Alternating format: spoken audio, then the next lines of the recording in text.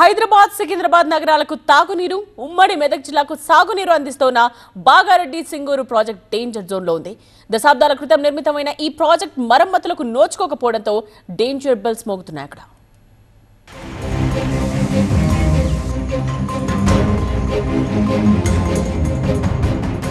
ఉమ్మడి మెదక్ జిల్లా జంట నగరాలు సహా 7 జిల్లాలకు జీవనాడిగా ఉంది సింగూరు ప్రాజెక్ట్. సాగు తాగునీటి అవసరాలు తీర్చడానికి నిర్మాణం చేపట్టిన సింగూరు ప్రాజెక్ట్ ప్రస్తుతం ప్రమాదపు అంచులో ఉంది.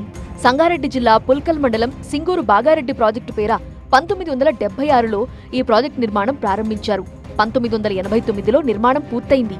35 ఏళ్ల నాటి ఈ ప్రాజెక్టు పలుచోట్ల పాడైపోయి మరమ్మతులకు నోచుకోక ప్రమాదం అంచున ఉంది.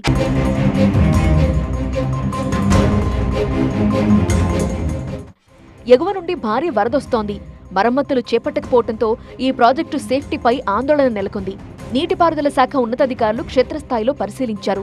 మరమ్మతులు చేస్తామన్నారు కానీ ఇప్పటి వరకు అది అమలు కాలేదు.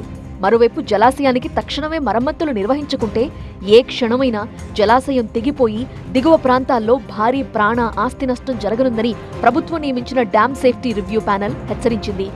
ఏదైతే ఆనకట్టకు సంబంధించి రౌతులు పెట్టి ఆనకట్టను కట్టారో ఆ రౌతులన్నీ కూడా ఊడిపోతున్న పరిస్థితి. కొన్ని ఇప్పటికే ఇక్కడ సింగూరు నీళ్ళలో కూడా పూర్తి స్థాయిలో ఆ రౌతును చూడొచ్చు విజువల్స్లో. అవన్నీ కూడా ఆ రౌతులు నీళ్ళలోకి పోయిన పరిస్థితి అయితే కనిపిస్తుంది. సో అధికారులు వెంటనే స్పందించాలంటూ చాలా రోజుల క్రితమే చెప్పినప్పుడు కూడాను ఇక్కడ ఉన్నటువంటి అధికారులు ఎవరు కూడా రెస్పాండ్ కాలేదని చెప్పాలి. దీంతో ఇందులో వచ్చినటువంటి నీరును కూడా ఎక్కువ నిల్వ ఉంచడం లేదు. ఎందుకంటే ఇప్పటికే డ్యామ్ సేఫ్టీ అధికారులు చెప్పడం జరిగింది, ఎక్కువగా నీరు నుంచితే ఈ ఆనకట్టకు ప్రమాదం అంటూ చెప్పిన నేపథ్యంలో దాదాపు 29 టీఎంసీలు సామర్థ్యం ఉన్నటువంటి సింగూరులో గతంలో ఎప్పుడు వరదలు వచ్చినా కానీ 28 టీఎంసీలు లేదా 29 టీఎంసీలను కూడా నీటిని ఒడిసిపట్టేవారు. కానీ ప్రస్తుతం ఈ ఆనకట్ట పరిస్థితి బాగాలేదు, ఏ క్షణమైనా తెగిపోయే అవకాశం ఉంది అని అధికారులు చెప్పిన నేపథ్యంలో ప్రస్తుతం కేవలం 16 టీఎంసీల నీటిని మాత్రమే ఇందులో ఉంచుతున్నారు. మిగిలిన నీటిని కూడా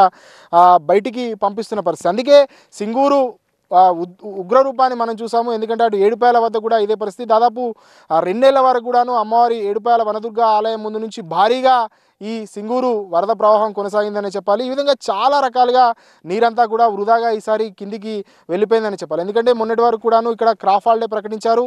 ఈసారి కూడా ఈ నీళ్లను రైతులకు ఇవ్వాలంటూ రైతులు డిమాండ్ చేస్తున్న పరిస్థితి. అయితే ఈ ఆనకట్ట పరిస్థితి మాత్రం అత్యంత దారుణంగా ఉంది. ఏ క్షణాలైనా ఈ ఆనకట్ట తెగిపోయే అవకాశం ఉంది. కాబట్టి ఇప్పటికైనా అధికారులు స్పందించాలంటూ జిల్లావాసులు కోరుతున్న పరిస్థితి. ఇటీవల ఎగువ ప్రాంతాల్లో కురుస్తున్న వర్షాలతో సింగూరు ప్రాజెక్టులోకి భారీగా వరద నీరు వచ్చి చేరటంతో పరిస్థితి మరింత దారుణంగా తయారైంది. ప్రాజెక్టు పూర్తి సామర్థ్యం 29.917 టీఎంసీలు కాగా ప్రస్తుతం ప్రాజెక్టులో 16 టీఎంసీల నీరు నిల్వ ఉంది. వాస్తవ డిజైన్ల ప్రకారం జలాశయంలో నీటి నిల్వలు 517.8 మీటర్లకు మించకుండా నిర్వహించాల్సింది. కొన్నేళ్లుగా సింగూరు ప్రాజెక్టులో సామర్థ్యానికి మించి 522 మీటర్ మేర నీటి నిల్వలు కొనసాగిస్తుండటంతో జలాశయం తీవ్రంగా దెబ్బతిందని అధికారులు తమ నివేదికలో వెల్లడించారు.